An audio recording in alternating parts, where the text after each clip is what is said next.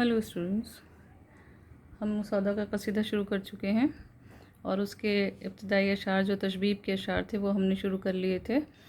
और हमने कुछ अशार इब्तिदाई पढ़ लिए थे। आज हमें यहाँ से पढ़ना है कि इतनी है कसरत लग़ज़िश बज़मीन हर बाग़। इस शेर से हमें आज पढ़ना है और आपको अपनी किताब सामने रखनी चाहिए कसीदे की, जो इंतखाब कसाइद के नाम से हमें फ़ाइनल के अंदर चलती है। उस किताब को सामने रखिए और सौदा का कसीदा सामने रखिए, तब आपको अच्छी तरह समझ में आएगा।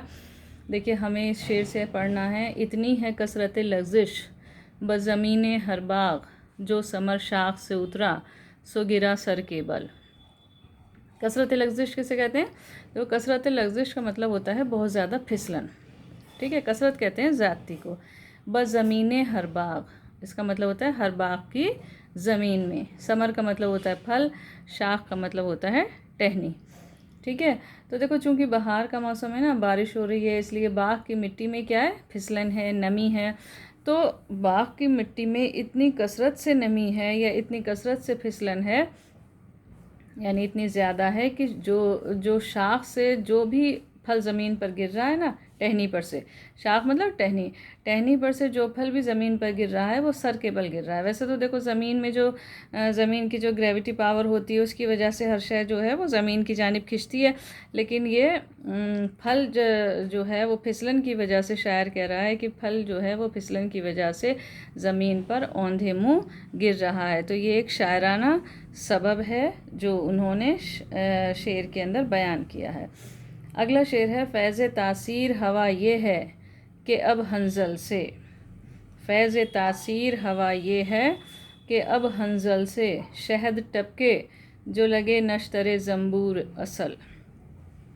फ़ैज़ किसे कहते हैं? फ़ैज़ का मतलब होता है फ़ायदा या मेहरबानी। तासीर का मतलब होता है असर डालना। हंजल का मतलब होता है इंद्राइन। इंद्राइन का फूल जो होता है ना, एक बहुत ज़्यादा कड़वा फल होता है, वो फल वो कहलाता है इंद्राइन का फल। नश्तर कहते हैं, नश्तर जो होता है वो जर्रा का औज़ार होता है, एक नुकीला औज़ार होता है। यहाँ जो है वो शहद की मक्खी के डंक से मुराद है, यानी शायर किसके लिए कह रहा है? शहद की मक्खी का डंक। ज़ंबूर कहते हैं शहद की मक्खी को। असल का मतलब होता है शहद। देखो, शायर जो है वो क्या कह रहा है कि हवा की मेहरबानी या करम ये है कि कड़वी चीज़ें भी मीठी हो रही हैं। यानी इंद्रायन का फल जो इंतहाई कड़वा होता है, बहुत ज़्यादा कड़वा होता है, उस पर भी अगर शहद की मक्खी का डंक लगे तो उस कड़वे फल से शहद टपकने लगे। तो ये किसके तासीर है? ये किसका करम है? ये है हवा का असर है, हवा की मेहरबानी है कि कड़वी चीज़ें भी मीठी हो रही हैं। अगला शेर है, दाना जिस शोर ज़मी पे न फला दहका से। दाना जिस शोर ज़मी पे न फला दहका से, सब्ज़ वां दानाए शबनम से हुआ है जंगल। सब्ज़ वां दानाए शबनम से हुआ है जंगल। शोर ज़मी क्या होती है? वो होती है जो नमक वाली ज़मीन होती है ना, जिसमें खेती नहीं हो सकती, जो बंजर ज़मीन होती है, उसे हम शोर ज़मीन कहते हैं। दहका कहते हैं किसान को। दाना शबनम यानी ओस की बूंद। तो शायर क्या कहना चाह रहा है कि जिस बंजर ज़मीन में किसान की हर कोशिश के बावजूद, यानी किसान ने हर कोशिश कर ली और उसके बावजूद वहाँ पर अनाज का एक दाना नहीं फला, यानी कभी खेती नहीं हुई, तो ऐसी बंजर ज़मीन में भी शबनम या ओस की बूंद से हरा भरा जंगल उगाया है। तो ये किस वजह से हुआ है? ये सब मौसम का करम और मेहरबानी है। जो बहार का मौसम है ना, तो हर शय जो है वो अपने निखार पर है, कुदरती निखार पर है, इसलिए कुदरत जो है वो हर तरीक़े से अपनी मेहरबानियाँ दिखा रही है। और बंजर ज़मीन में भी ओस का अगर एक दाना, ओस की अगर एक बूंद पड़ती है, तो वहाँ भी क्या होता है कि खेती होने लगती है। ठीक है, अब इसके बाद अगला शेर क्या है? अगला शेर है, किश्त करने में हर एक तुख्म से अज़ फ़ैज़ हवा। किश्त करने में हर एक तुख्म से अज़ फ़ैज़ हवा, गिरते गिरते बज़मी बरगुबार आता है निकल। किश्त कहते हैं खेती को। तुख्म का मतलब क्या होता है? तुख्म का मतलब होता है बीज। ठीक है, और अज़ फैज़ हवा यानी हवा के फैज़ से या हवा की मेहरबानी। बरगुबार का मतलब होता है टहनी और पत्ते। तो देखो शायर ये कहना चाह रहा है कि ऐसा मौसम खूबसूरत है, बहार का ऐसा मौसम है कि अगर हम किसी बीज को बोएंगे या खेती करेंगे तो हर एक बीज का कमाल ये होगा कि वो हवा के फैज़ या मेहरबानी से उसमें ऐसा कमाल पैदा होता है कि वो बीज ज़मीन पर गिरते गिरते ही उसमें टहनी और पत्ते निकल आते हैं। बरगुबार का मतलब टहनी और पत्ते, तो टहनी और पत्ते निकल आते हैं। ये तो हम जानते हैं ना कि जब हम बीज को बोते हैं तो एक ख़ास मुद्दत के बाद उसमें अंकुर फूटता है, उसके अंदर टहनी निकलती है, उसमें पत्ते आते हैं। लेकिन शायर जो है वो ये कहना चाह रहा है कि चूँकि मौसम बहार का है, हर शय जो है वो अपने निखार पर है, इसलिए कुदरत जो है वो मेहरबान है। इसलिए बीज को अगर आप बोएंगे ज़मीन के अंदर तो बीज ज़मीन पर गिरते गिरते ही उसके अंदर क्या होगा, टहनी और पत्ते निकल आएंगे, और ये सब हवा के फैज़ से हो रहा है। अगला शेर है, सब्ज़ फाम इन दिनों आता है नज़र हर गुलरू। सब्ज़ फाम इन दिनों आता है नज़र हर गुलरू, ख्वाह हो शेख पिसर ख्वाह हो फर्जंद मुग़ल।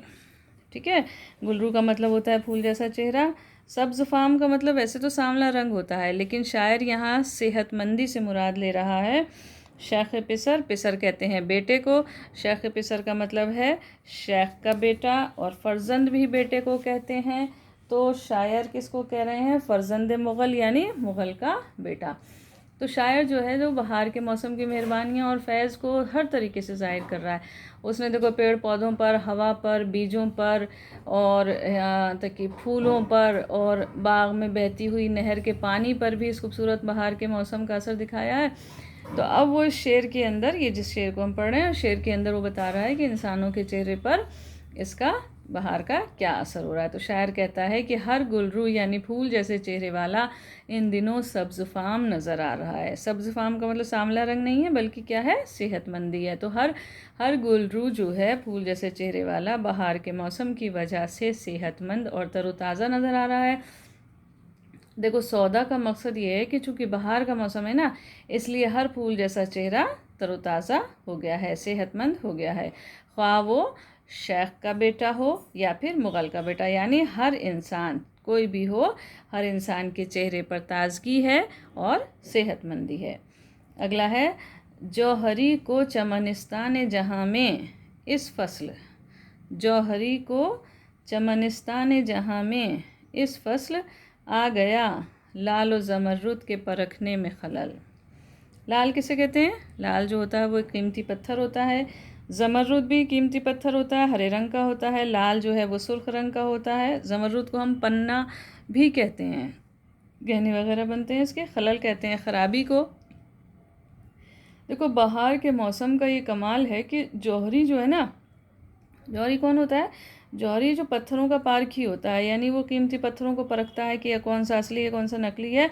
तो जौहरी को भी पत्थरों को परखने की सलाहियत में कमी आ गई है, यानी खलल पैदा हो गया, उसकी सलाहियत में ख़राबी पैदा हो गई है। क्यों हो गया ऐसा, क्योंकि बहार का मौसम है और बाग की हर सब्ज़ या हरी शय जो है ना, यानी पत्ते, टहनियाँ, सब्ज़ा सब घुल करके कैसे हैं, निखर करके चमक रहे हैं, और ज़मरुद यानी पन्ने जैसे हरे पत्थर की तरह दिखाई दे रहे हैं, यानी उस इस तरह चमक रहे हैं। हर हरी शय, चाहे वो पत्ते हों चाहे वो टहनियाँ हों, तो वो ऐसे धुल करके निखर करके चमक रहे हैं जैसे कि ज़मरुद होता है, पन्ना होता है। तो इसलिए उसको समझ नहीं आ रहा, उसे तमीज़ नहीं आ रही कि ये कौन सा तो ज़मरुद है और कौन सा क्या है।